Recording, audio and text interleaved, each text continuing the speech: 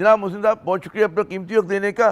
P T I اور rights activist کی اگر آپ بات کریں تو وہ ڈی جی آئی اسپیار کی پریس کانفرنس کے اس حصے پہ تنقید کریں جہاں پہ انہوں نے کہتے ہیں نا سہیل آفریدی پہ تنقید کی تھی اور تحریک انصاف پہ تنقید کی تھی.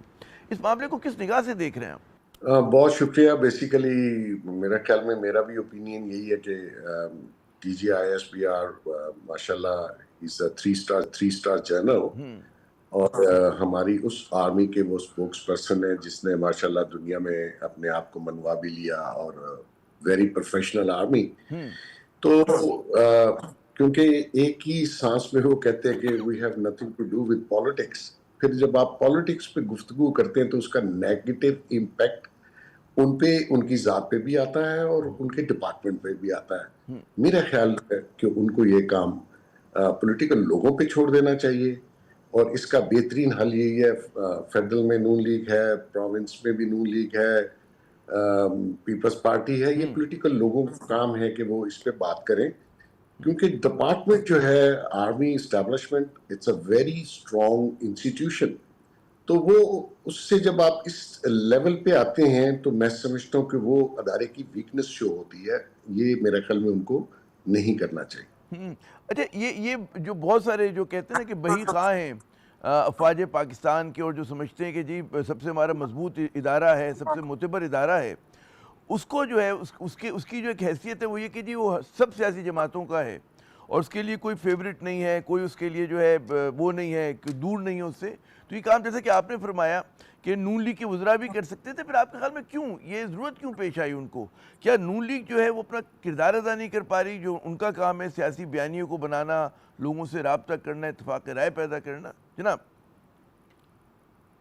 عامر صاحب اس وقت یہ لگ رہا ہے کہ جو ہمارا اسٹیبلشمنٹ ہے وہ ان کی پریس کانفرنس کے بعد لگتا ہے کہ وہ انہوں نے ٹیک آن کر لیا پی ٹی آئی کو یا جو بھی وہ ایکچولی اس میں پی ٹی آئی ان کو پرووک کرتی ہے ڈپارٹمنٹ کو, ہماری آرمی کو, اور جو ان کی قربانیاں ہیں اس ملک کے لیے اور جو وہ یہ کام کر رہے ہیں اینٹی ٹیررزم کے خلاف, جس طریقے سے لوگ شہید ہو رہے ہیں, ہمارے نوجوان شہداء کی تعداد آپ کے سامنے ہے.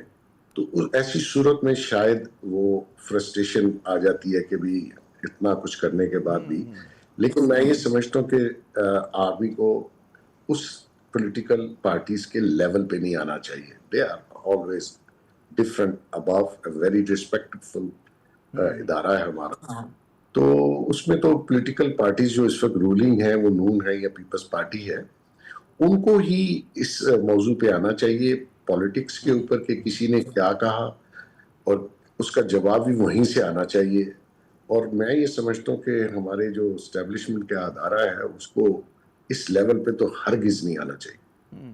اور واقعی آپ نے بڑی اہم بات کی کہ ظاہر کہ تحریک انصاف حزب اختلاف کی ایک بڑی جماعت ہے, اور جب آپ مطلب ہے کہ اس پہ تنقید کرتے ہیں مطلب ہے اس انسٹیٹیوشن کی جانب سے کہ جو سب کا انسٹیٹیوشن ہے, پورے ملک کا ہے, پوری قوم کا ہے, تو آپ بلا وجہ جو ہے اپنے آپ کو تنازع میں دھکیل رہے ہیں جسے بچنا چاہیے. پاک فوج جیسے اہم ادارے کو, جیسے کہ آپ نے بالکل درست فرمایا کہ بے شمار قربانیاں دی ہیں, مسلسل دے رہے ہیں اس دہشت گردی کے خلاف جنگ میں. تو کیا یہ سمجھے کہ جو نون لیگ کا کام کرنے کا ہے وہ کر نہیں پا رہی ہے؟ وہ جو آپ نے فرسٹریشن کا لفظ استعمال کیا تو خادم کا بھی یہی مجھے محسوس یہی ہو رہا ہے کہ فرسٹریشن ہے, کیونکہ جو بیانیہ جو ہے بنانا ان کا کام تھا وہ آپ نے پاک فوج کے سپرد کر دیا. جی دیکھیں نون لیگ اپنے طریقے سے تو کر رہی ہے اور وہ ان کو میں سمجھتا ہوں کہ زیادہ کام کرنے کی ضرورت ہے. اور وہ جو پولیٹیکل بیانیے کا برڈن ہے وہ جو فیڈرل گورنمنٹ ہے یا پروونس کی گورنمنٹ ہے ان کے شولڈر پہ ہونا چاہیے, بجائے اس کے کہ آپ کسی حساس ادارے کو اس کام پہ لگا دیں جو کہ ان کا پروفیشنلی کام نہیں ہے. تو اگر وہ تھوڑا بہت کر رہے ہیں تو ان کو زیادہ کرنا چاہیے. کر تو وہ رہے ہیں, لیکن یہ جو سوشل میڈیا کی میڈنس ہے یہ عامر بھائی یہ کسی کے قابو میں نہیں ہے, اور یہ ایک اینٹی سٹیٹ بیانیہ جو ہے وہ یہاں سے آپریٹ نہیں ہو رہا, وہ شاید پی ٹی آئی کے بھی قابو میں نہیں ہے.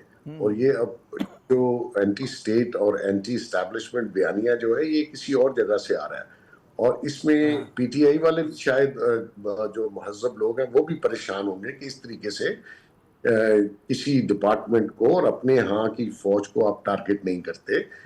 تو مقصد یہ ہے کہ اس میں سویلین گورنمنٹس کو جو ہے وہ لیڈ لینا چاہیے بجائے اس کے کہ کوئی اور جواب دے. اچھا ایک اور بات بڑا اہم نقطہ یہ کہ جی پالیسی پہ اختلاف جو ہے وہ جمہوریت میں ہوتا ہے کہ جناب یہ پل بنے گا نہیں بنے گا، دہشت گردی کے خلاف لڑائی پہ سب متفق ہیں لیکن کیسے ہوگی. تو جو لوگ اختلاف کر رہے ہیں ان کو بالکل اگر آپ دوسرے کیمپ میں بیان کرنا شروع کر رہے ہیں چاہے سویلین گورنمنٹ ہو یا کوئی اور ہو، تو کیا آپ کے خیال میں مناسب بات ہے؟ کیا جو ہے بیونڈ دا میڈیا گلیئر گفتگو نہیں ہونی چاہیے؟ پس پردہ جو آپ کہتے ہیں نا کہ جی وفاقی حکومت بات کرے، اسٹیبلشمنٹ بات کرے، صوبائی حکومت بات کرے، سیاسی قوتیں بات کریں، ہر چیز جو ہے ہماری یہاں بہت تماشا لگا کے ہونے لگی ہے. سوشل میڈیا کا تو بالکل آپ نے کہا اپنی جگہ، لیکن یہ بھی حقیقت ہے. جی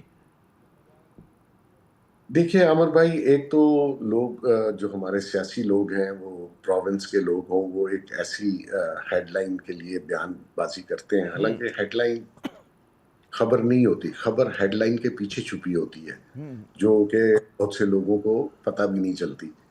دہشت گردی کا جو ایلیمنٹ ہے نیچرلی اس صوبہ جو ہے کے پی کے وہ زیادہ متاثر ہو رہا ہے، اور اسی دہشت گردی سے پورا پاکستان متاثر ہو رہا ہے. یہ خالی کے پی کے تک تو رہی نہیں.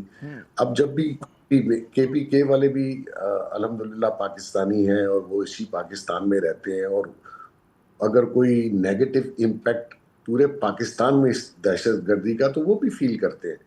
تو اس میں آپریشن جو ہے وہ ایک ٹیکنیکل چیز ہے، وہ فیڈرل گورنمنٹ کے لیول پر ڈیسائیڈ کیا جاتا ہے، اور وہ آپریشنز میں یہ سمجھتا ہوں کہ ہونے چاہیے. اس دہشت گردی سے ہم نے بہت سے لوگ ضائع کر لیے، ہم نے اپنے ملک کا ایک ایسا امیج بگاڑ دیا. اس میں یہ جو دہشت گردی ہے یہ ہوم گراؤنڈ نہیں ہے، اس کے پیچھے اسپانسر غیر ملکی طاقتیں ہیں. یہ سب کو انڈرسٹینڈ کرنا چاہیے، اور یہ حکومت یا کسی ہمارے فوج کے ادارے کی ذمہ داری نہیں ہے، یہ ہم سب ایز اے پاکستانی ہم کی ذمہ داری ہے کہ درست. ہم اس دہشت گردی سے نجات حاصل کریں، اور سب اپنا اپنا اپنے تائیں حصہ ضرور ڈالیں تاکہ اس مشکل سے اس ملک کو اور ہم جو عوام ہیں ان کو نکالا جا سکے. بالکل آپ نے صحیح کہا کہ سب اپنا کوئی جو چھوٹا اشکے کہتے ہیں نا بقدر اشکے بلبل جو بھی حصہ کوئی ڈال سکتے ڈالے. میڈیا کی بھی بہت ذمہ داری ہے. لیکن یہ بتائیے کہ صوبائی حکومت کے ساتھ اعتماد سازی کرنا کیا وفاقی حکومت کی ذمہ داری نہیں، اور کیا وہ یہ ذمہ داری ادا کر رہی ہے؟ کیونکہ محسوس یہ ہوتا ہے کہ ان کو بھی سوٹ کرتا ہے کہ جتنا زیادہ مطلب کنٹرڈکشن ہو، تضادات بڑھیں، وہ غالباً نون لیگ کی اور پیپلز پارٹی کے فائدے میں بھی ہے. چھوٹے جو سیاسی مقاصد ہیں میں اس کی بات کر رہا ہوں، کوئی ملک کا فائدہ نہیں ہو رہا اس سے. جی دیکھیے پالیٹکس میں لیڈ ہمیشہ بڑی پولیٹیکل پارٹی ہوتی وہی لیتی ہے، اور وہ لینا چاہیے. آپ ٹیمپریچر کو کول ڈاؤن کرتے ہیں، آپ ان کو ناراض پولیٹیکل لوگوں کو آپ ہمیشہ اپنے ساتھ ملانے کی کوشش کرتے ہیں. لیکن جو پی ٹی آئی ہے اس کا ذرا ڈائنامکس ڈیفرنٹ ہے. وہ کسی بات پہ آنا نہیں چاہ رہے. ان کی جو ایون جو ڈائیلاگ یا ڈسکشن یا اس کی جو بات کرتے ہیں، اس کی جو پری کنڈیشنز ہیں وہ نان سٹارٹر ہے. اس سے تو سٹارٹ نہیں ہو سکتا. سٹارٹ ہوتا ہے جب آپ کھلے دل سے کہتے ہیں کہ ٹھیک ہے جی ہم بیٹھتے ہیں. اب صوبائی حکومت جو ہے وہ اگر کوئی یہ سمجھے کہ وہ فیڈرل گورنمنٹ کے بغیر انڈیپینڈنٹلی آپریٹ کر سکتے ہیں تو وہ ان کی بھول ہے، ان کو سمجھ آ جائے گی. ایسا نہیں ہے، اس میں پروونس کا نقصان ہے، اس میں پورے پاکستان کا نقصان ہے. وہ بھی پاکستانی ہے اور وہ بھی ووٹ لے کے آئے ہیں. میں نہیں یہ کہہ رہا کہ وہ بیچارے افغانستان سے ووٹ لے کے آئے ہیں.